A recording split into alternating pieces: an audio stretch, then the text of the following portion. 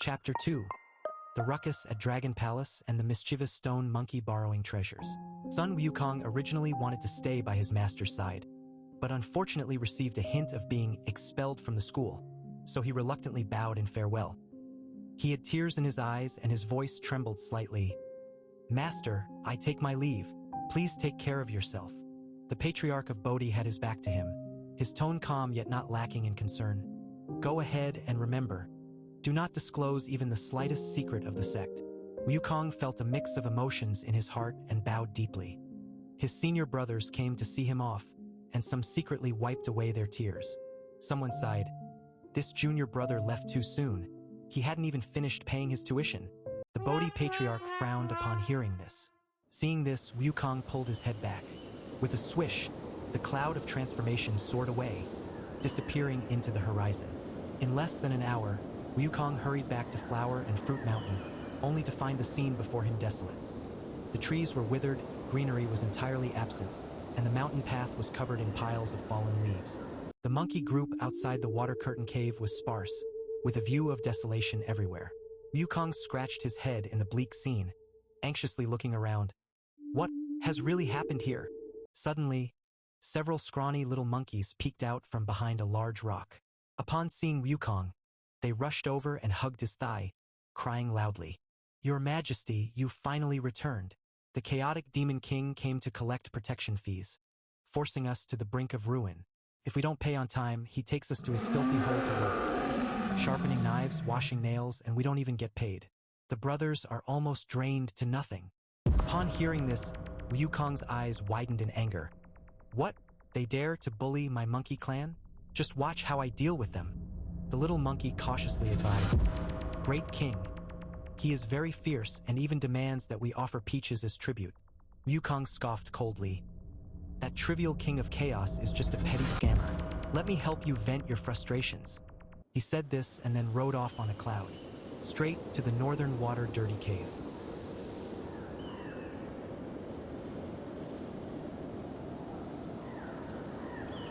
As soon as they landed, they saw several little imps lazily dozing off.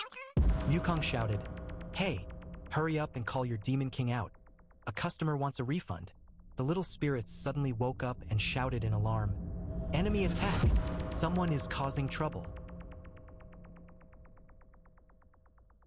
Before long, a fearsome figure appeared, clad in heavy iron armor and wielding a gleaming large sword with a fierce expression. "Which reckless fool dares to obstruct my source of wealth?" Wukong glanced at him sideways and said, "I am the beautiful Monkey King of Flower and Fruit Mountain. I've heard that you bully my monkey tribe, and today I have come to cut off your dark supply chain." The chaotic prince sneered. You haven't even fully grown yet, and you dare to challenge my way of amassing wealth." Without a word, the two immediately engaged in battle. The sound of blades clashing and the impact of clubs echoed throughout the mountains and forest. Wukong is incredibly powerful. In the blink of an eye, he snatched the Demon King's sword, saying, "This sword isn't bad. Consider it the protection fee you owe me." After saying this, he sliced off the Demon King's clothes and hair, leaving the Demon King in nothing but a pair of underwear. The Demon King ran away crying in fear, and the little demons fled in a panic. Wukong plucked a single hair, breath out, transform into countless clones of little monkeys, pursuing the Demon King and the little monsters from all directions, effortlessly exterminating the enemy forces. He burst into the cave and rescued the monkeys that were being held captive. When the monkey troop saw Wukong, they all knelt down and expressed their gratitude. Wukong waved his hand and said, "No need for excessive ceremonies. As long as I'm here, no one is allowed to bully us." Raised his hand to set fire again, filling the filthy cave with thick smoke, completely destroying this den of chaos and evil. Returning to Flower Fruit Mountain, Wukong summoned all the monkeys for a meeting, lighting torches to illuminate the cave brightly. He stood on a huge rock, his voice echoing powerfully. "Brothers, we can no longer passively suffer. If we want to live well, we must learn to take the initiative. From now on, we will also collect protection fees, targeting only those who are rich and love to oppress the weak. The money we gather will be shared among all, so that Flower and Fruit Mountain can thrive and prosper." The The monkeys responded in unison, all shouting loudly, "The king is wise!" The entire valley echoed with their cheers, as if a grand celebration was taking place. From then on, the wealth of Huaguo Mountain flowed in abundantly. Gold, silver, and jewels are piled in a corner of the cave, shimmering brightly, resembling a small kingdom of treasures. The water curtain cave has been renovated, with lights flowing and colorful rays reflecting off the cave walls, resembling a moving rainbow. Additionally, there is a house made entirely of gold, shining brilliantly and becoming a new landmark on the mountain. The monkeys are all dressed in fine silks, happily tasting the fruits of the mountains, living a rich and joyous life. Wukong sat on the stone throne, laughing heartily as he witnessed the transformation of Flower and Fruit Mountain from ruin to prosperity. As Wukong counted the mountain of gold coins, he recalled the embarrassing moment when he was expelled from the Three Stars Cave. After a moment of reflection, he thought to himself, "Master Bodhi taught me skills after all. Even though he drove me away, I shouldn't be too petty." So he ordered the monkeys to meticulously prepare lavish gifts, including gold coins, jewels, and baskets of large fruits, and present them all at Lingtai Fengsuan Mountain. The Bodhidharma received a lavish gift, and he was so delighted that his beard perked up. "This disciple has really made something of himself. Was I a bit too harsh when I drove you away?" He coughed a couple of times, feeling a pang of guilt. After thinking for a moment, he sent a messenger to convey a message to Wukong. "Disciple, I was strict with you back in the day, but now I will make it up to you by opening a clear path. The Dragon Palace in the East China Sea holds the Rui Jingu Bang, a divine weapon of great power. Go there and seek it out for a test." Upon hearing this, Wukong's eyes lit up with excitement. Master truly has foresight. Having said that, he submerged into the deep pool beneath the water curtain cave, heading straight to the Dragon Palace of the East Sea. "Who goes there?" asked the shrimp soldiers and crab generals, blocking the way. With a grin, Wukong replied, "I'm the Monkey King from Flower Fruit Mountain, here to pay a visit to the Dragon King and to borrow a treasure." The Dragon King Ao Guang received the news and forced a smile, saying, "Ah, it's the Monkey King. What brings you here?" Wukong spoke candidly. "I want to borrow powerful weapons. The heavier and more divine, the better." The Dragon King's heart trembled. This is a bit tricky. He first took out the trident. The Fangtian painting halberd felt light even to Wukong. The old master suggested, "Let's give him the sea calming needle. If he can't lift it, he'll know it's too difficult and will retreat." Who would have thought that Wukong could easily lift the Rui Jingu Bang and even make that iron pillar thinner and shorter? Wukong couldn't contain his joy. "Good treasure. It's mine now." He accepted the sea-setting needle, just like the Rui Jingu Bang, and insisted on keeping the attire as well. The Dragon King was so angry that he felt a tightness in his chest and had no choice but to gather the golden armor. The phoenix feather golden crown and the lotus silk cloud shoes were reluctantly presented. Wukong left without being polite, and as he walked away, he waved at the Dragon King, saying, "Let's collaborate again next time." The Dragon King fainted from anger on the spot. "Cooperate? Not a chance. My ancestral divine needle was stolen. I hate that monkey to death." The Dragon King gritted his teeth. "If I don't take revenge for this, I won't be able to rid myself of this hatred." So he dispatched aquatic spies to infiltrate Flower and Fruit Mountain. By coincidence, Wukong was hosting a grand banquet for the kings of various demons on Flower and Fruit Mountain, with an array of strange and exquisite wines laid out on the table. The Dragon King instructed a small shrimp spirit to secretly poison the drinks, saying, "Humph, let's see how arrogant you are now."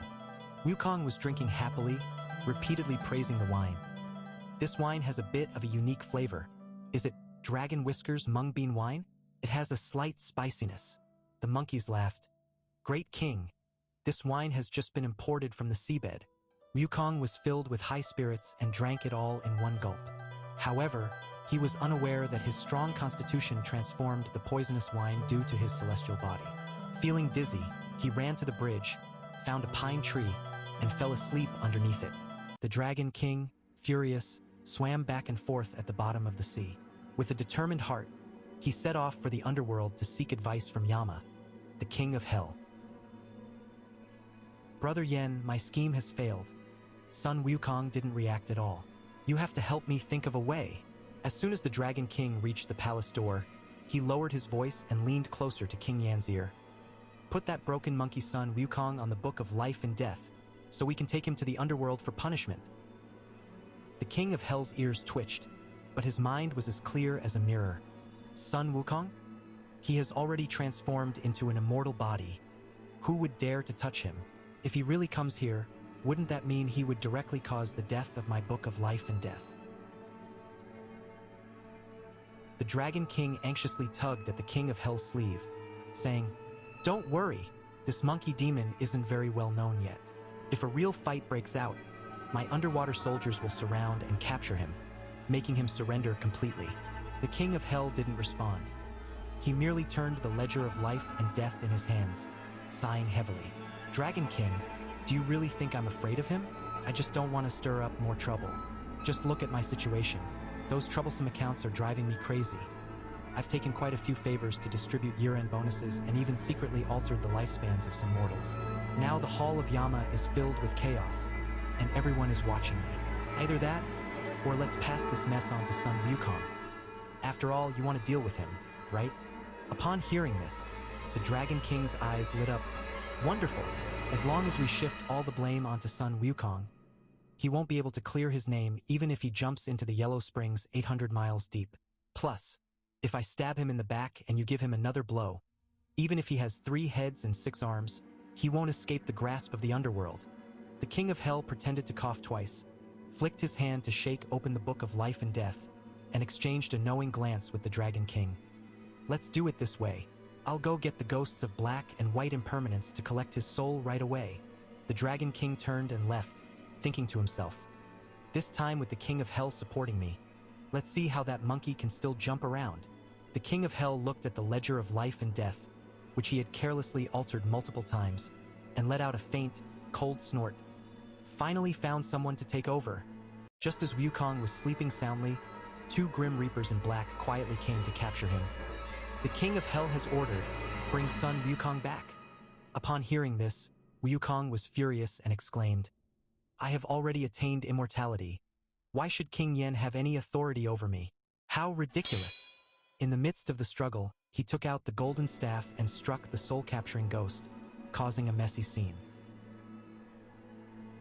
He stormed into the underworld, causing all 10 kings of hell to drop their teacups in shock. However, far from being angry, each of these kings had a strange light gleaming in their eyes. "He's here, he's here.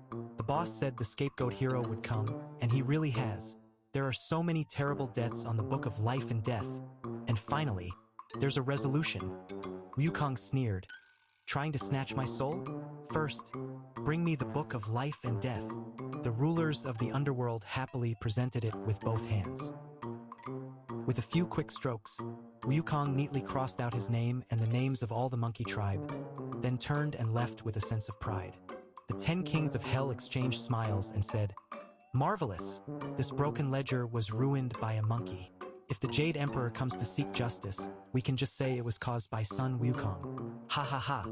What a divine relief! Wukong returned to Flower Fruit Mountain, and the sight before him filled him with pride. The golden house sparkled brightly, dazzling like a treasure. The monkeys were all plump and round, their faces adorned with blissful smiles, living prosperous and vibrant lives. He couldn't help but break into a satisfied smile, brandishing the golden staff and saying, "With money and power, who do I have to fear?